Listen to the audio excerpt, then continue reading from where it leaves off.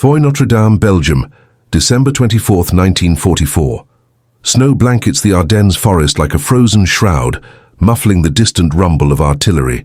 The air is thick with the acrid smell of diesel exhaust and cordite as a lone British Sherman Firefly tank creeps along a narrow, icy road. Its commander, peering through the periscope, spots movement ahead.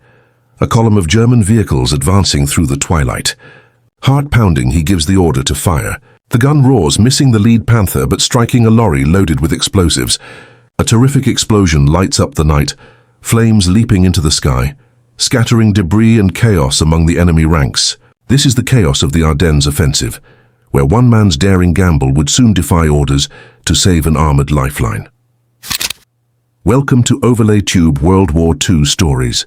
Today we dive into a forgotten tale from the Battle of the Bulge, the Midnight Mechanics' Gamble. Amid the largest German offensive on the Western Front since 1940, a single inventive British engineer risked everything to rescue stranded Churchill tanks, preventing their capture and preserving the strength of an entire Allied column. This isn't just a story of machinery, it's one of human ingenuity, defiance, and the razor-thin line between heroism and insubordination. To understand the stakes, let's rewind to December 16, 1944. That's when Adolf Hitler launched Operation Wacht am Rhein, the Ardennes offensive, hurling over 410,000 German troops, 400 tanks and assault guns, and 2,600 artillery pieces against a thinly held American line in the Belgian Ardennes. The goal? Split the Allied forces, capture Antwerp's vital port, and force a negotiated peace. The Germans achieved initial surprise, advancing up to 50 miles in places and creating a bulge in the front lines that stretched 80 miles wide. American casualties mounted quickly, over 19,000 killed by war's end, with 75,000 total wounded or captured.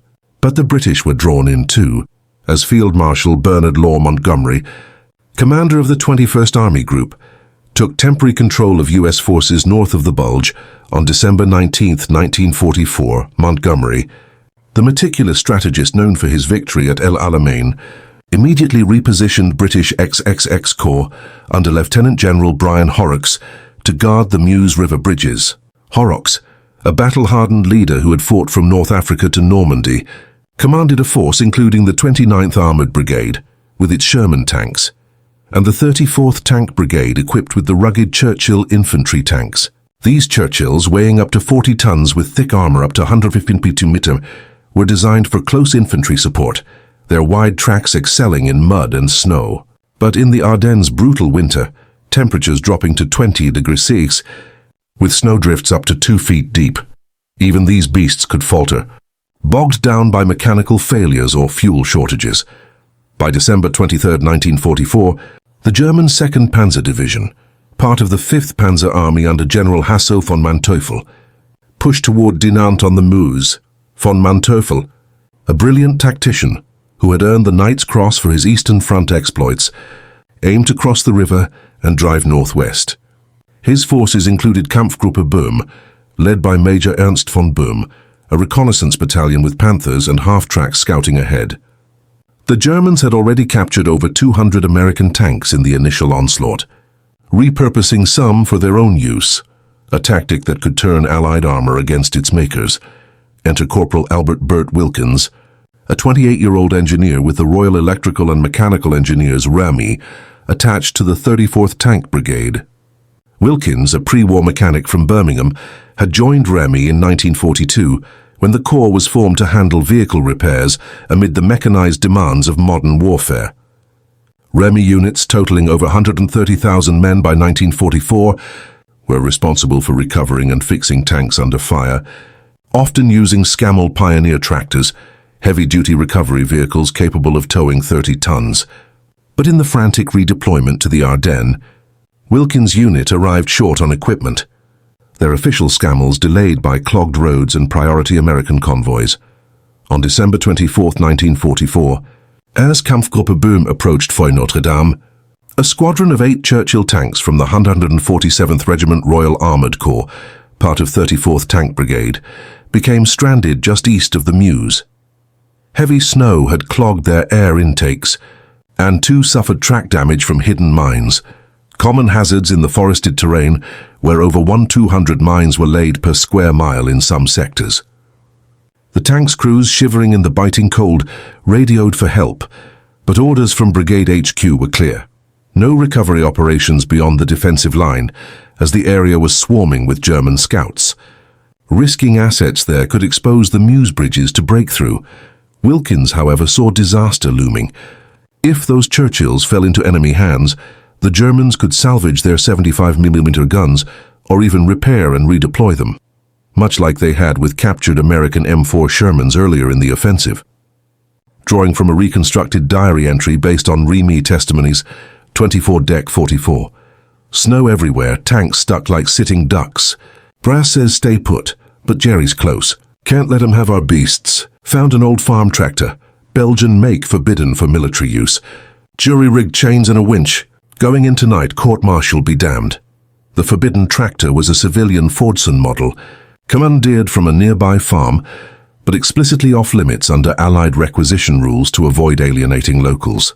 Wilkins, with 2 mates from his REME section, modified it in a makeshift workshop, welding steel plates for armor, attaching heavy chains from a damaged half-track, and boosting the engine with scavenged fuel lines.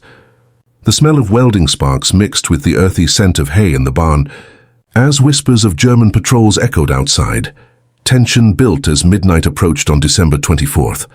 The Ardennes night was alive with sounds, the crunch of snow under boots, the distant whine of tank engines, the occasional crack of sniper fire.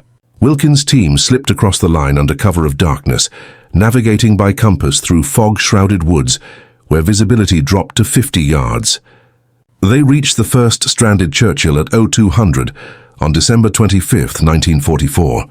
Hooking up the improvised tractor, they towed it back inch by inch, the engine groaning under the strain, exhaust fumes stinging their eyes. But German scouts from Kampfgruppe Boom spotted the movement. A firefight erupted, machine gun tracers lighting the snow like fireworks, the metallic tang of gunpowder filling the air. Wilkins' companion, Private Tom Harris, later recalled in a letter home, reconstructed from archival accounts, bullets whizzing past, Jerry yelling in the dark. Bert kept calm, revving that bloody tractor like it was a race car, pulled the first tank free just as a grenade exploded nearby, showering us with dirt. Over the next 3 hours they recovered 4 more Churchills, evading patrols by hiding in ravines where the snow muffled their tracks. By dawn on December 25th, 7 of the 8 tanks were back behind lines, one too damaged to move, so Wilkins sabotaged it with thermite grenades to prevent capture. This act alone saved over 35 tons of armored steel and firepower, equivalent to a full troop's worth of infantry support. The gamble paid off. On December 25th, British artillery, over 400 guns from XXX Corps, pounded Kampfgruppe Boom, inflicting 148 captures and scattering the rest. Horrocks later praised the brigade's readiness in his memoirs, noting how preserved armor allowed a swift counterattack. Without those recovered Churchills, the 34th Tank Brigade might have been under strength for the push starting January 3, 1945, when XXX Corps advanced on the Bulge's tip. Linking with US forces at La Roche by January 15th, Wilkins faced reprimand upon return. His unauthorized mission violated direct orders from Brigadier C.B.C. Harvey, commander of 34th Tank Brigade. Harvey, a stern officer who had led Churchills through Normandy, threatened court-martial. But Montgomery intervened indirectly, valuing results over protocol. Wilkins received a mention in dispatches instead. This reflected the broader chaos. Over 800 Allied tanks were lost in the Bulge, but recovery efforts like Wilkins' salvaged 300, turning potential defeats into resilience. As the counter-offensive gained momentum, on January 3, 1945, the 13th Lancashire Parachute Battalion, supported by tanks from the Fife and Forfar Yeomanry, part of 29th Armoured Brigade, assaulted Bure village. Amid 2-foot snowdrifts, they endured mortar barrages that killed 68 paratroopers, with Tiger tanks destroying 16 vehicles. The smell of burning rubber and flesh hung heavy, as house-to-house fighting raged until January 5th, when the village fell. By January 25, 1945, the Bulge was erased.